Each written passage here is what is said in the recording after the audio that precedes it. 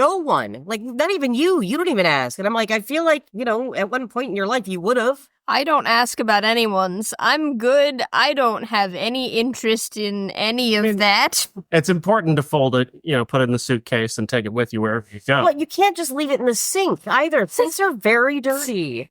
Yeah, that's where you do your dishes, sometimes there's moldy food in there. If it's your bathroom sink, it's where you brush your teeth. Oh, that's it could, where yeah. Save. Other people live with you. Do not leave your vagina in the sink, please. Don't leave your vagina in the sink. I think that's just... That's the second best Frank Zappa album of all time. My God. Is Don't Leave Your Vagina in the Sink. Don't eat the yellow snow and don't leave your vagina in the sink. Welcome to the I Hate Critics 1995 podcast. I'm professional film critic Sean Patrick. MJ's here. Hello. Amy's here. Last I checked.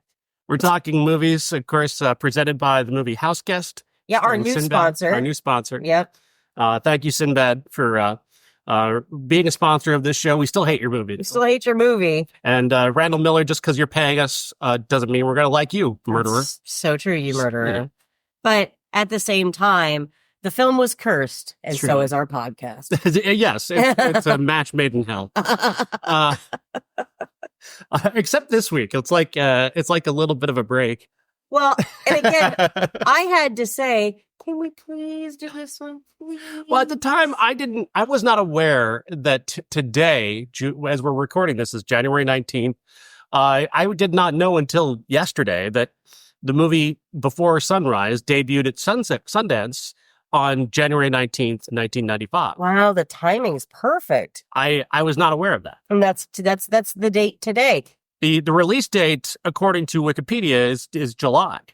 That's when the movie was released in theaters nationwide. Right. Which is, how I made the schedule, how you adhere to. And so that's what I was thinking. Like, we'll get to Before Sunrise, during its theatrical release in July. I didn't think about Sundance. And then we're facing down the idea of watching the movie SFW. Yeah, oh God. Which is like one of the zeros on Rotten Tomatoes. Didn't want to do it. Was it Stephen Dorff? Yeah, wasn't it? Reese Witherspoon. Well, and that was the thing. So and I remember talking about this because SFW means so fucking what? Yeah. And back then, Michael Stipe said that he loved this movie, and I'm like, oh, I need to see that. Well, it was portrayed like some kind of alternative movie, and that the critics aren't going to like it because it's like a Gen X movie, and it's like, maybe, but it's like one of those movies that people, like somebody who's not Gen X made about Gen X movies. Yeah. Like somebody was watching Slacker and decided, I'm going to make my Slacker. That's right. Before Sunrise, with Ethan Hawke, Julie Delpy, and written by Richard Linklater, and co-written by Amy Krizan. Chris. Yeah. Was it? Krizan, I think it is. And with a little bit of innovation here by Ethan Hawke and Julie Delpy, though, again, that's been discussed a lot. And I think it was Julie said that they did some improv, but Richard and Amy Krizan have pushed back on that, saying this is based on our experiences. Oh. And so they wrote a lot of the authentic dialogue based off of things they actually did. See, and I didn't know that. I had no idea. Sorry, Fuss, that it was based off of it. I thought it was just a story. I really didn't know that they'd actually had this time. Yeah, each of them not together. Two separate occasions. They were each with different people. I don't know how they met or how they're related, actually. Just working together. I don't know how they came to work together, but... That's so cool, though. Yeah. I really like that. And so they combined, her experience was actually in Europe, his was not. And but they just just brought those two experiences together and created the screenplay and this idea. It's what I think I love about this. Well, I mean, I like Richard Linklater anyway. I just think he's great. I think everything I've ever seen that he's done, Dazed and Confused, and I'm always impressed. And then, we watched this. It was Fuzzy's first time seeing it. I hadn't seen it since high school. You'd seen it, I'm sure, since then, because you've seen all of them. Yeah. All three of them that are out. And so we took a break after we watched the first one, and Fuzzy and I watched the second one. And echoing pretty much the same from the first movie, but even Fuzzy said too, it's just the writing is so good. And there's just so many points that they make in both the films now, because I have the comparison to them. Where, and not only that, again, if Fuzzy's not in their 30s yet, but like when you do, you can see how their conversational skills have developed over 9 years, like how much you can change even just in a year and how different they can be. But yet they are still, and like he even mentioned this in the second one, how you still tend to stay yourself in a way. You don't really lose that part of you, who you are. He's brought up the one who won the lottery or one who got into a wheelchair. That's the second one. But I would tell anybody, if you're going to do it, and I know probably after this, I want to watch the third one. I'm going to make a whole thing of it, because if you're going to watch the first one, watch them all together, because I just so moved by just the storytelling. And they have, like, they always talk about like chemistry in films and stuff, but they genuinely do. You really do believe that these two strangers would strike up a conversation. And that's the key too, is that these would just be words if it were for the chemistry between Ethan Hawke and Julie Delpy. The pauses and discomfort and the way it feels like they've made this dialogue feel so natural to themselves that it feels like the way two people would talk to each other. Yeah. Well, I mean, like, and I say, like, because some of it kind of gets cringy when they're talking over each other, and I'm like, is that clunky? No, that's natural. Yeah, that's just real. We all do that. We got a podcast. We do it with our friends. You know what I mean? So it's one of my biggest pet peeves in writing. I was just talking about this in a review I wrote of a movie called Eat the Night, which is a French gay romance that I'm sure it's going to be a massive blockbuster piece that everyone reads. My writing about gay French romance. You know? No, but that movie thrives because it's very authentic. They don't. There's not a scene like the centers on a brother and a sister who are and no one stops to say, "Oh, hi, hi, brother." Oh, yeah. Hello, sister. That's our relationship to each other. Man, our parents have been gone for 6 months. Do you think they're ever coming back? I don't know, brother. Maybe, maybe not. Let's go ask. So many movies proceed in that fashion. Yeah. And it takes me out of the movie when two people who know each other so well, like, have to introduce each other. Yeah. My best friend. You've been my best friend since college. It's it. Why? I remember back in college. Like, you have to start with why. I remember starting it back in college. Oh, you don't like that? Why? I hate when someone starts something with why I. I like when they overpronounce the A. Why? Why? Why? I've got a story to tell you. So, well, no, and like, because we were talking about that as far as like exposition. Mm-hmm. You know, you could do it. Some might do it's like you have a man and a woman in a scene, and the woman leans over to the guy and says, "Do you think mom might show up to this?" Like, that is exposition. That might be okay. They're obviously brother and sister, but yeah, when you're saying, you know, when you're drawing it out like that, it's very cringy. Cringy. And this movie kind of gets by that because these are two people who are meeting for the first time. They don't know everything about each other, so they're going to have to come up and invent, you know, their own exposition and their own way of speaking, but it never feels clunky. It never feels like dead, that I'm telling you this to move something forward. Mm-hmm. And so many romantic comedies these days are like, I was describing them as like car commercials, because they're basically, and lifestyle porn, because it's like, it's a group of people who have no real relationship to each other being moved around a board like pawns to the next, plot thing that's going to put them through. Like, that shitty Anne Hathaway Amazon movie last year. Oh, I really still want to see that movie. Though. That movie's trash. Is it really? I love Anne Hathaway. That movie is the epitome of what I'm talking about. Just fancy cars and lifestyle porn, and I've got to say this in order to get to the next part of the plot. Right. That's just bad writing. Yeah. Though, and also, if you were on set and you got somebody like, if I were the director, I'm like, we're probably gonna remove that. Can we make this more natural? And again, about this movie too, it is so natural because he is asking, like, they start asking each other questions right away. Mm-hmm. But they're fair. Like, they're not intrusive. They're not, they just kind of start off light. And then pretty soon those questions get bigger and deeper and build. And I love that. He's a dude, though. He is a dude. And so he goes to it, like, when they're doing their big intimacy test, he does immediately go to sex. Yeah. What was the first thing that, you felt sexual feelings about? That's true. But that's authentic to the way dudes think and talk. Yeah. Yeah, I don't always understand that. I just don't understand humans in that regard. I don't understand why it has to jump there right away.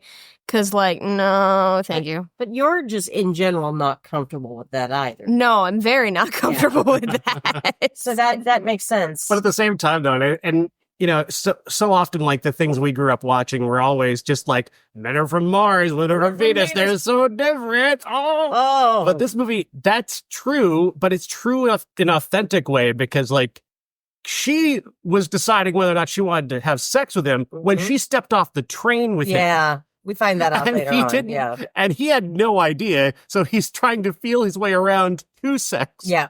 While she's already made up her mind.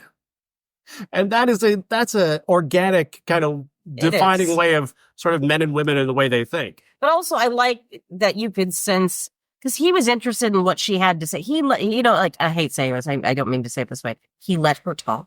Yeah. I mean, I'm sorry, because that just doesn't happen now. I think about even the longest relationships I've had with men, the longer ones, most of them just talk about themselves. No one asks, like, there's no give and take.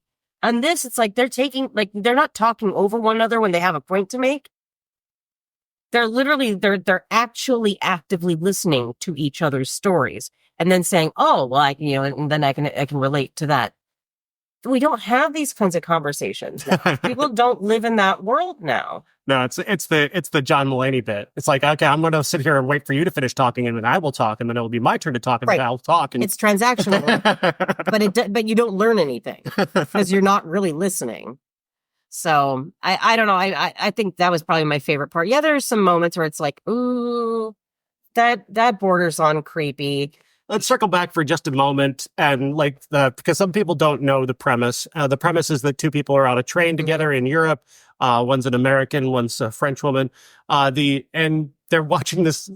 She's having to put up with this German couple that is arguing loudly, and she gets annoyed and she changes seats, and she happens to change seats next to him, and they sort of share a couple of looks as this German couple is fighting back and forth across the train. And that kind of brings them together, gives them a reason. And, obviously they're both very attractive, so that helps. And then they proceed that conversation to getting food together in the food car. And then as they're having this wonderful conversation, he takes a chance and asks her to get off the train with him. Yeah. Yeah. And I like it because, like, you couldn't do that now. You shouldn't. It's so different. And again, we're not to sound all old, but it's like they didn't have cell phones in this movie. They weren't relying on the internet to look up each other. Yeah. And they just had to go off of just the two of them without technology necessarily. But like, how foreign is it to you, the idea as at your age for somebody to say, hey, why don't you get off this bus with me and we'll go, hang out the rest of the day? Well, I wouldn't talk to somebody on the train, so That's true. I wouldn't know. Even if they started talking to me, I would not know what to say, reply with a really short answer, and they would get like, oh, okay, they don't want to talk to me. Okay, bye-bye. Yeah. That's how it would go. Attractive? Mm-hmm. But then again, I don't find people attractive upon meeting them. It's just not something that happens. Yeah, Fuzzy's more of a I gotta get to know you kind of person. Opposite for me, though. I mean, I'm not going to jump off a train. If I've got a destination, I'm probably not going to do that. Mm-hmm. But let's face it, Robert Sheehan sits down next to me and says, will you get off from the stop with me and walk around the city? Are you fucking kidding me? Oh, you don't even question it. See, if it was Aiden, yeah, I'm off. That's different. I'm off the train. But again, we have an idea of who these people are. We really don't know them. But I would feel a lot safer than with some, Well, a celebrity's probably not going to be a serial killer. As far as exactly, that's just generally speaking. Well, most celebrities are not serial killers, and that's the whole thing about like you can fantasize about something like that, and if you fantasize about something like this. But I'm sorry, no one's going to get off the train with you. No one, you like, that's not going to happen in this day and age. It's just not. Well, and if you're a guy in this day and age, you shouldn't probably ask somebody to step off the train fair. with you, just to be, just to have that extra awareness, because it's not, Although, I think that said, I mean, I wouldn't want to tell anybody not to take a chance if you're feeling it. If that vibe is there and it feels real. Yeah, man, do it. And take just the chance. keep your phone very close to you. If you have to hit 911, hit it. I'm sorry, just what we saw of Vienna in this movie, I thought it was lovely. It's like, oh my God, could you imagine spending the day with a really hot person that like you're really into it? And like, yeah, we're just going to walk around Vienna until the morning hours. There's something very sweet about that. It wasn't, of course, yeah, like you said, sex was brought up, but nothing about this movie seemed lascivious or, there's nothing really icky, because it seems like these two people want each other from minute one. It's a mutual back and forth. Exactly. Immediately. I think that's the best way. That really makes a then Yeah.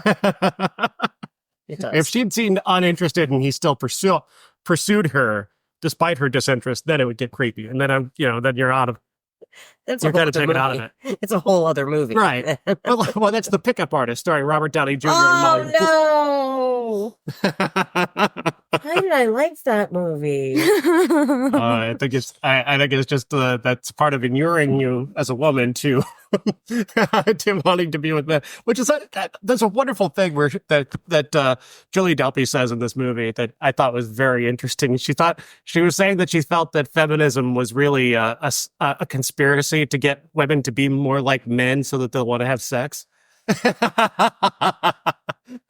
It's true. That's true. Like, I understand where you're coming from. Yeah, I get that. That makes sense. God bless. Well, so, I mean, it also reflects kind of the Gen X attitude about feminism at the time, too.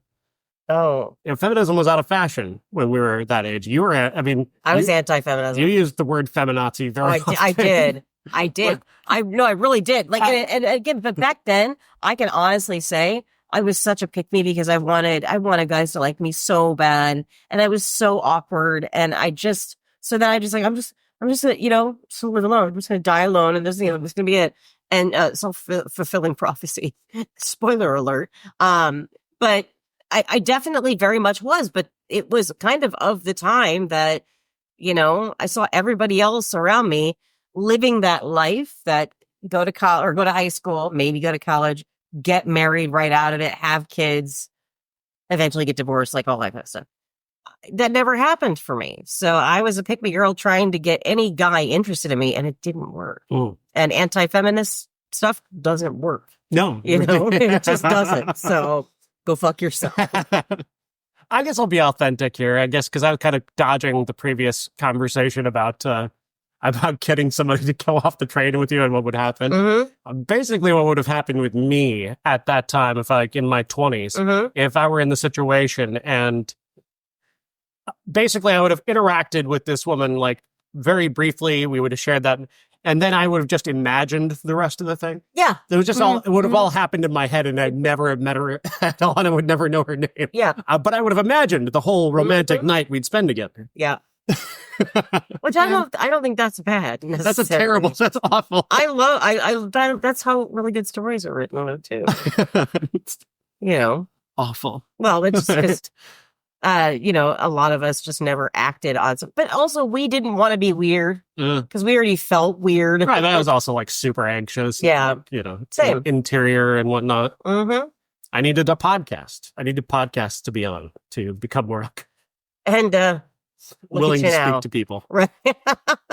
It's always the thing. It's like, we knew Sean would be great in radio because he doesn't like to talk to people in person at all. So I needed to be behind a microphone so no one could see me. I don't have to look at you and see the disappointment in your eyes. That's my whole thing. It's like, that's why I hate talking on the phone. Because I swear to God, you're flipping me off with the whole conversation. And that just drives me up the wall. So yeah. No, I get that. I think that's fair. A lot of people, I think, want to dismiss movies like this because they think they're aspirational or like they're not real. Like that doesn't happen or whatever that is.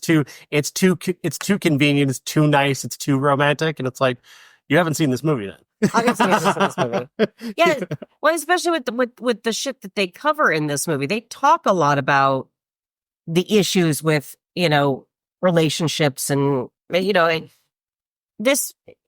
I don't know if it would have been the perfect match. I think for one day they were everything to one another. But yeah, I mean, if you look down, and I think that they saw that with the like she even says in the movie, she's like, let's be adults about this.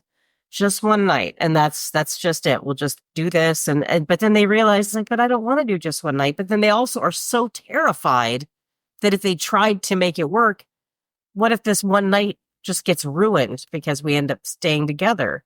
And that, to me, that's kind of what keeps the next story going into the next story and all that. So. Yeah, it's that constant tension Yeah. throughout, and they're talking about a lot of topics. They talk about death a little bit. It's like what makes life worth living is the possibility of the end of life. That's like why you live it. Yep, is the possibility of the end of it, and that's kind of what they're living in that moment. It's like it can never be if this dies, what was it? Right. And, is it worth the risk? Let this die and it'll be more special. Yeah. Like, honestly, I know. It's heartbreaking, but I think it's fair. And was it, did he say it or did she say it where it's, oh shoot, I just lost my thought because I was able to kind of put this in perspective of my own life and a long distance relationship and what that can turn into. Oh man, I can't remember what he said. Fuck, of course. Right. I'd lose my thought. I'll come back around to it if I think if you think of it, just jump right in with that. But they had to be realistic because he lives in Texas, she lives in Paris, and they're both not rich. Yeah. They're young. He took him forever to save up to go on this trip. He was going on this trip to meet his girlfriend in Madrid. To study abroad. And they broke up and he got a Eurail pass and just kind of rode the rails, just sulking. I'm sorry. But what I love about that is like, that is so me. Like I would definitely, if I had the money, go to Europe, but I would gladly just ride a train to every next city. I really would. And I'd be fine with that. Just read a book and just keep riding. I think that's a great thing. And then if you meet people along the way, great. If not, that's no big deal. But when he said that, I'm like, I could totally do that. And I would have a lot of fun doing it. Just like seeing all the scenery, the landscape. I mean, it'd be great. You just described the worst possible vacation I could ever have. Are you serious? Not even kidding. Because I've not traveled very much, but the little travel that I had done, mostly just trains, planes. I mean, just on planes. But like even on a train, like I've been on a Greyhound too. It's like I'm just constantly worried about the schedule. I'm constantly worried that what's going to happen if I miss this train. Like I'm poor. I can't buy another ticket. That's true. That's true. Yeah, like the trips I took, like Netflix flying me places. Like they paid for that. Yeah. I don't have the money to buy this or that. Like I can't pay to get home from California. I've got to be at this place at this time. By this time, I'm going to be there 8 hours early to make sure I don't miss the plane because I'm going to find the. Like that would be endless stress for me. You just describing that just gave me. Yeah, I was fine. That is a tour of my brain. Anytime I'm far from home. The three of us could never travel together. No, we'd all be like, not work well. It would just be too much. It'd be me staying at the train station, calling you every 10 minutes. Where are you? Yep. Where are you? It's gonna leave. It's gonna leave soon. It's gonna leave in 3 hours. We need to get here now. God bless. Well, and especially when they started with the terrorism after 9/11. That's true. Like, that was you've got to get to the plane early, and if you've got to go through this and this checkpoint, and you could miss your plane if your shoes are on the wrong feet or whatever. Oh my! And I've been in a very close situation like that too. Very close situation, and then I did miss my flight, and no one would help me. And I'm just sitting there. So I literally had to sit there and wait until the next flight, and they said we can get you on. But the reason why I missed it though too was because I was at an airport where my flight was way on the other fucking side of the, world. And then you try to get over to this other side. And by the time I got there, my flight was gone. Yeah, don't even talk to me about connections. Like it's just a nightmare. Connecting flights are just, they're the bane of existence. Like the idea that I've got to fly somewhere else. And then maybe if everything is perfect, I'm going to make it on time to the plane that I need to get where I'm actually going. Okay. But going back to what he was doing on the train, if you didn't have to worry about what time you needed to be anywhere, and you're just like, well, I'm just gonna do whatever the fuck I want, wouldn't that be fun? It's fucking blast. If you have nowhere to be, like, let's say you don't have to be home for like a week, and it's like, well, what do I want to do? It's like, I can go see the sights, or I could just ride a train around to a bunch of different cities. Ride the fucking train. That's amazing. Again, it's a romantic idea. it is. And I could go with that and enjoy it from that perspective. I don't think I could be in that in that situation. Wow. I'm sorry. Sorry for you. So yeah, the movie just proceeds through these conversations that they're having and getting to know each other and coming to understand each other's boundaries, like the scene with the woman who reads palm, the palm reader scene. I loved that. And of course we already know, because he kind of establishes himself as he's the cynical one. Yeah. And she's just very much, and she's not, like, I was thinking about this too, because I feel like she could easily get lumped into that manic pixie kind of thing. She's not. No. I think she's definitely she's not weird for the sake of weird. She's just French. But I love that about her, that she's a very strong mind, and that kind of thing. But she's not that kind of, oh, she's the perfect girl, and that's like, I don't think that was it. They never made it feel like he was so in awe of her, just that he enjoyed her company. Yeah. Yeah. That's the difference. She's not idealized, and obviously he's not idealized. Right. Like, he's got flaws. He demonstrates his flaws. She sees them and just openly discusses them with him. Yeah, for her to just say, that kind of pissed me off back there, the way that you kind of acted like that, and then he's just like the thing is, like a petulant baby. Right. You're acting like a little baby without getting attention. Like, he didn't get was great. He didn't get super defensive about it either. He's Yeah. kind of like, really? You thought so? I was like, yeah. But he's registering the hurt. You can see that. Yeah. Because he definitely didn't know that about himself. Jeez. Which is just great. And just, again, more of the authentic, real dialogue. I agree. And, obviously still the pull of him still wanting to sleep with her. Even, there's still that aspect is there. The hormonal aspect is still there too. I'm here for that. Maybe it's just because that sexuality doesn't scare me, as far as when it comes to, it doesn't have to be a relationship. It doesn't matter what it is. I just think if you have a good connection and something just seems like it's going to work, go for it. Absolutely go for it. And I think you have to be a certain kind of person to do that. But if you are that person, I fucking wish I was you, and I would totally be that person. The way that they, I mean, come on, like, he's so far away from America, yet he doesn't act like he's super touristy. He fits right in. Like, he's just being himself. He's just him. He does a couple of obnoxious American things. He does. He pulls it back too, like when he becomes aware of it. That's true. Which, again, was another one of those authentic feeling things. It's just this very brief moment where they're watching a belly dancer, and she's explaining to him what this dance is about, because she's seen it in a documentary. And for a moment, he just starts like kind of mockingly dancing like a stupid American, and then he catches himself doing it and kind of stops, because he's like, I remember that conversation about me not being the center of attention. Oh my God. That's a little thing, but it demonstrated a little bit of growth and a little bit of self-awareness. Well, I got a little concerned where it was going to go when after that scene where he says something to the effect of, well, if she's over here doing this birthing dance, are we invited? Are we out catching food? Like, what is our role in that? So why do you have to have a role? It's not about you. It's a birthing ritual. You fuck off for a while. It doesn't matter what you do, But again, like, there are these. But again, we're talking about gender roles too, and what they were and what they are, and again, everything was so. And I was kind of worried. I remember the first time I saw it, I thought, man, if this whole thing takes place on the train and it's just them talking, I've already seen My Dinner with Andre. I don't need a Gen X couple. I do too. But but I'm really glad, because they not only, they're using Vienna the best way that they can, but they're taking us on a tour with it.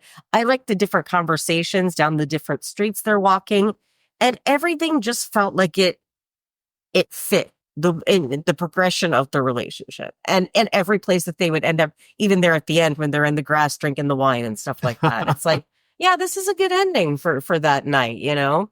So that was lovely. It she really steals was. the glasses. He talks the guy into a free bottle of wine. If a guy does that for me, we're getting married. We just are.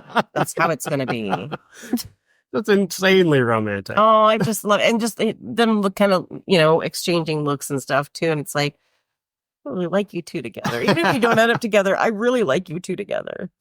You can also see kind of how, like, cynicism is just the most American thing, it would seem. Mm-hmm. And it's not that she's not cynical, she's more realistic. Yeah, and there's a difference between cynicism and realism. That's true. Like, cynicism is just things are going to go bad no matter what you do. And realism is like, maybe it'll go bad, maybe it won't. Maybe it won't. Like, right now it might be bad. Right now it's really, really good. And I'm going to go with that. That's what reality is right now, is really, really good. So that's where we are. Right. And he's like, well, everything could go terribly horrible if we stay together. That's true. You have to pause. I'm about to lose the food that I just ate. I couldn't stop it, so it's going to stink here for a minute, and I apologize. Oh my God. Okay, so where do we leave off? We were talking about the movie before Sunrise. I know, but where do we leave off? We're just talking about their conversations, the different roads that they traveled down, and the little gimmick where they call their best friends back home and tell them what they're doing. Oh, I love that. It was so cute. It was very cute. It was also really like informative about who they are and about their lives, and revealing of their feelings. Her doing an American accent. Oh, that was the best part. That was so funny. Or hey dude, or whatever. Hey dude. Hey dude. That was pretty great. I enjoyed that quite a bit. God. That is how Americans talk. Well, I mean, where's she wrong? Why is she wrong? She's not wrong.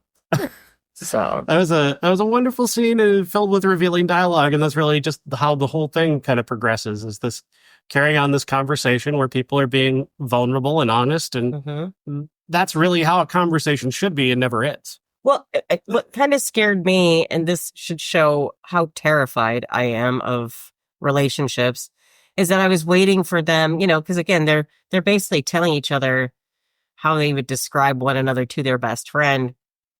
And I'm like, oh God, one of them's going to say something really shitty, and then it's all going to be over from there. Like, why couldn't I just enjoy the moment? You know what I mean? Like, I just was ready to chuck it all in and go, yeah, they're going to fuck this up. He's going to say something that's going to fuck everything up right there. I just felt it. I thought for sure, but she did kind of give him shit a little bit during that too. Yeah, she did. I can't remember exactly what she said. Like, he's really ugly. I think the greasy hair thing got hair. Yeah. Yeah, but he was very sexy. He was very sexy. Yeah, she followed that up real quickly. Yep. which is great, because you know that I love greasy hair. He didn't have a grill though. Was she describing Gary Oldman, or was she describing Ethan Hawke? That's the question. My crush on Gary Oldman knows no bounds. No bounds. No bounds. How about him as Sirius Black? Okay, seriously? So attracted to him in that fucking movie. His hair's long. Are you kidding? I'm all over that shit. And then somebody was saying the other day that Klaus from season 2, they want Robbie to play Sirius Black as a younger guy. And I'm like, fuck yeah, you do. Fuck yeah. Interesting. That I'd be there for it. Interesting. I'd be there. But at the same time, I don't want Robbie to know how much I love Gary. I don't want to have that conversation with him right now. So, well, then maybe they should just stick to the original fan cast of it. Yeah, just leave it. Just leave it. So maybe just stop working with JK altogether, and everything will be fine. Well, ever since she passed away, we don't really talk about her. It's really not sad at all. Not sad. Not even a little bit. Sorry, she's dead to us on the podcast. We don't talk about her. We have fully embraced death of the author. The last time I watched a Woody Allen movie was I embraced the death of the author. It's sad, but it must happen. Acceptance is key. So I don't know. Like, yeah, for this, like, again, let's look at it. I was already looking ahead at some of the movies, and it's just like, God, you're right. 95. It's gonna fucking suck, you know? But then, Well, we've got 2 good movies in a row now. and that's What a run. that's true. Demon Knight. And who would have thought? In what world that any of us would like Demon Knight? Never. We watched that movie specifically because we thought it was going to be fucking Trash. terrible. And it wasn't. We would just dunk on it. God. And then it was awesome. And then it made me like Billy Zane again, which is weird. Because nothing should make you like Billy Zane. But you do after watching. Like, he's a badass devil. I want that He's for having him. so much fun. Oh my God. He is. That's so true. I kind of worry more that as I'm looking at this list going, I don't think we're going to get so lucky. No, probably Coming not. up. But before we get to that, Yes. I wanted to run through a few pieces of interesting trivia about this movie. Okay. So you were wondering about, so the opening scene with the German couple, we don't know what they're saying. There's no subtitles for that. We don't know what they're arguing about. But Richard Linklater and Kim Krizan did script this. Mm-hmm. And here's what they were saying. The man is reading a newspaper how 70,000 women are addicted to alcohol. And the script translates as follows. You're one of them, he says to his wife. Oh. She volleys back that he's the alcoholic. And he says, I have a reason to do it. I'm married to you. Oh my God. We were all like, I wish we knew what they were fucking saying because none of us understand German. And that's it. That's what they were saying. I want that couple to have their own movie. They had the absolute most everybody loves Raymond style conversation. Women, am I right? Take my wife, please. That's another thing they talk about in this movie too, is like like he says, for in a rare moment of non-cynical stuff, he says, I know happy couples. Mm-hmm. And I'm like, I'm not sure if I do. I know one semi-happy couple that's working at it. Right? Because it is work. It is work. That's the thing that people forget. Mm-hmm. You have to work at being in a relationship, and that's what nobody wants to do. Well, but you have to remember though too. I remember like in my 20s, the whole thing was like, if you have to work at it, it's not worth it. It should just come naturally. And then later on, you're like, no, you have to work. Okay, which is it then? Because I don't want to do either. I don't want to put in the work because I'm lazy. But I also just think that I should probably have to work at it if it's going to work. Like, there's just too much. I just want to. I mean, it changes from person to person, so there's no one way to deal with it. Yeah. But like, eventually when something becomes like a routine, you can get bored with it. And if you're having the same routine and like, your husband is telling you the same story that he told you 3 weeks ago that he's forgotten that he told you, but you remember it word for word. Right. You'd want to fucking smack him in the face. Yeah. And I understand that a certain relationship, if in a relationship you get there, that's why you have to have separate lives. Like I've got a friend who's just he's only around his wife. That's the only friend he has. It's the only life he has is being where she is. And it's like, what the hell do you people talk about if you're never apart from each other? Literally. Like, that gives me anxiety too. Like, I don't want to be around. Like, that's why long distance relationships work with people like me. Because I have my own space and you have to go home. You know what I mean? Like, that's great. I applaud that. And you know what? Secretly, I think deep down, I think I would love that. Just have a guy that wants to be around me that much. That'd be amazing. But at the same time, I'm not part of my own fan club. So it's like, I just feel like I would drive people nuts. And I just like having the life I have. I think it's about insecurity. I think it's about like, if I'm not there, what is my wife going to do? She's going to talk to somebody else who's going to give her something that I can't. And then she's going to leave me and our relationship will end. It's like, and that's insecurity. It's also a lack of trust. Maybe. And without those things, you can't have a healthy relationship. Your relationship will not be healthy if you can't trust that your partner is doing something without you and they're not doing it to harm you. They're not harming you in some way. If you would just not overthink it and just pretend like your wife or husband is an NPC, like they don't exist without you being there, just do that. It'll be fine. It'll all work out. That way you never have to wonder. They're literally just standing there in the kitchen with their arms moving and their legs caught on a chair, and they're just waiting for you to come home and to move them. That's it. Amy illustrating her insecurity. I don't have any insecurities now that I've come up with numbness. Just pretend. Amy's NPC theory of love. That's right. They're not real. It's based off of our brother Kevin's philosophy that if there's something in the world you can't see, it doesn't exist when That's you're right. when you're not there. Yeah. And that's just true. That's just true. If you can't see it, it doesn't really exist. That's true. There's no wall behind me right now because Yep. I can't see that there's a wall there right now. Unless I turn around, then the wall will be there, but it's only there because I can see it. Well, So then he doesn't exist right now. right, exactly. Because none of us can see him. Right. Exactly. It's the whole the tree falls in the woods theory. You know what I mean? Like, yeah. It's Schrodinger's cat. Is the cat alive or dead? You don't know. It's inside of a box. When you're not here, you're not around.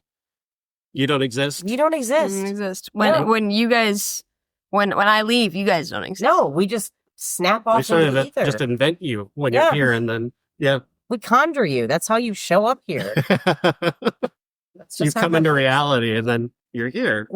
We can't all be the main characters, guys. That's not how this works. Everybody dunks on main character syndrome, but it's like that's a real way of looking at the world. Like that's it's actually a pretty astute metaphor that people came up with. Is main character Yeah, it's actually pretty astute because that is how most people see themselves is the main character. as the main character. But also it's a way of diagnosing that as well. Clinically, you could look at somebody and see them it's not nearly as shallow as people keep making it out to be. Isn't it? No, as a personality, it is. But I'm saying the diagnosis of it and the use of it, observing someone, seeing that they act like they're the main character, that is a good observation of their behavior. Okay, I see what you're saying. It took me a minute. It took me a while to get there, but I caught up with you. That's fine. That's fine. Yeah. So, no main characters in this movie. And again, if you're going to do this, go watch the second one right after, because the thing is, they both kind of go off and live their own lives. The other one exists somewhere out there, but they don't know what they're doing. And we start to find out a whole lot has happened to both of them. So I can't wait to watch Before Midnight. So. It's the most amazing franchise. I mean, I don't think there's a better franchise. I know I'm supposed to say The Godfather or whatever, but Fuck that. I love The Godfather 1 and 2. But this is the only perfect franchise. Yeah. It's not even shouldn't even be a franchise, but it is. It is. It's kind of loosely inspired by and we've talked about this. It's weird how many times we've brought this up just this year, but it's the Michael Apted documentary, the Up series. Right. Just going back and revisiting lives 10 years apart each time, documenting how things have changed, who's died, who's still alive, who's got, what's happened to them in their lives, where they've still been alive. Right. Yeah. We were saying earlier, I'm like, well, I did Before Midnight, so that's them in their 40s. Shouldn't they do one in the 50s? But what time of the day could they possibly cover? Sunrise, sunset, midnight, before midday, before midday, brunch. before brunch. I mean, and it's just a movie of them walking around their kitchen, making a cup of coffee, and then talking about the going to banalities of brunch. life and going to brunch. Yeah. Huh. Again, And their grandkids. And then they hand the franchise off to their grandkids. I would watch it, and I'd probably still love it. Okay. You know what I mean? So I mean, yeah, I'm super stoked to watch the last one. People underestimate Linklater, and he has struggled as a director, as he's gotten older and a little too successful and kind of detached from, like anybody does when you get that rich and that powerful. You get detached and you make something like that Bernadette movie with him and Kate they made with Kate Blanchett, which is just one of the more disconnected. Oh, I didn't see that one or hear about it. Yeah, well, there's a reason. It's not very good. It's not very good. But before that, though, when he was still hungry, he was making he takes a premise like School of Rock and makes something real out of it. Yeah, He makes something authentic out of it, and that's a mainstream comedy with very mainstream tastes that has, a very wide appeal, but he also brought a little bit of grit to it, That's very true. I didn't think about that. That's kind of what his pattern has been, bouncing between, the things that he cares about, like Boyhood, and then something like School of Rock, which he also cared about, but like was also intent. Like, this is a movie I'm making to make a hit. Yeah. Yeah. But, everyone's got at least one good pop song, Make that bag. You know what I mean? Do it. It's like that band, Climax Blues Band, Savory Gravy. Savory Gravy. I know it's a B-side, but still. It should have been a hit. It should have been the most talked about music of all time. Well, you know what, though? Listeners of the podcast, you're never not going to hear us talk about Savory Gravy, though. We will bring it up if we can. If I can work Savory Gravy into a conversation. Just do it. Yeah. I don't even care if you're actually talking about real gravy. Just say it. It's like, speaking of Savory Gravy, have you heard of the Climax Blues Band? Have you heard their hit? I converted to the church of the Climax Blues Band just this past weekend. We should. Well, I joined it. I'm a charter member. I'm on the board. That's not fair that you get to be on the board. I don't know what to tell you. I just kind of feel like I should have been on there. I founded it, so I get to be there. You don't get to found something that already existed. There was no church of the Climax Blues Band before I came up with it. Yeah, but okay, you don't even like church. I don't like church, but I like Savory Gravy. Oh my God. I could even tolerate horizontalism. Horizontalization. What was it? Horizontalization. Horizontalism? Isn't it? I don't remember. Well, I'll embrace anything. Horizontalized. Yeah, there it is. There it is. God bless. That's a real Climax Blues Band song. Yes. That's a deep cut. We've learned so much about that. I know you don't care, but we really have. Couldn't get it right. The big hit. Savory Gravy was the B-side. The world's greatest B-side of all time. It's the greatest B-side in history. SAV apostrophe RY. So it can rhyme with, that's how it rhymes with gravy. If we could just get them, the band, to Back from the grave. Get them back from the grave, have them sponsor our podcast, and we're sponsored by Savory Gravy. That's what I want. That's what I want. Savory Gravy from the Church of Climax Blues Band. That's right. It's better than Scientology because it's real.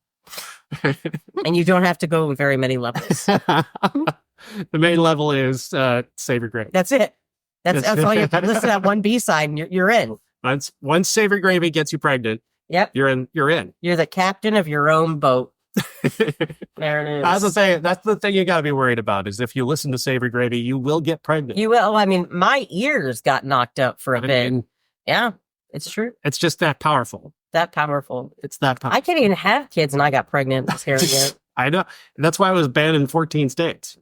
That's insane. And it's still banned in Connecticut. Well, with good right. Well, because if a wasp woman hears it, she's going to have her very first orgasm and realize that sex can be fun. Oh, don't say that. Then everyone will want to do it. Jeez. That's the magic of Savory Gravy. Like, instead of sex ed in schools, you should just play Savory Gravy. Just play that song. Every child will understand immediately what sex is. I still don't understand. Is he saying that cum is gravy? I'm not sure if it's a 1-to-1. Okay. Because I guess I'm just kind of curious, because there's nothing really savory about that. Necessarily. Depends on what you eat before. Well, that's what I'm saying. Either if you're out drinking, and if you have or some eating, some really good ribs or some Mexican food ahead of time. It's like, I'm really into vegetables this week. I don't like that. Are you okay? Poor Fuzzy. Oh, are you okay? They got untraumatized the entire podcast. I couldn't untraumatized. I don't know what podcast you guys. Oh. Sometimes I wake up in the middle of the night in a cold sweat thinking about what you must feel when you leave here. So why did I join this? I don't even like them. Is that why you bathed them in hours of Supergirl and Flash after the show? Oh my God. Yeah. Well, technically Fuzzy's bathing me in that. Just so I can feel again. Because once you release or unleash season 4 of the Umbrella Academy upon us, it's always going to hurt. Mm-hmm. It's always going to hurt. It's a good thing that Savory Gravy solved that movie. It's true. You know what? Once I found that song, I felt free again. Unencumbered. That's what Savory Gravy does. That's what it's supposed to do. It's like a Band-Aid for your soul. Speaking of Band-Aids Mm-hmm. and souls, Yeah. neither one of these movies have those for next week. Our options are The Highlander. Oh, yes. It's The Final Dimension. 5% on Rotten Tomatoes. Oh, wow. Oh, Or the Sarah Jessica Parker vehicle, Miami Rhapsody, Oh, good fucking Christ. with Antonio Banderas.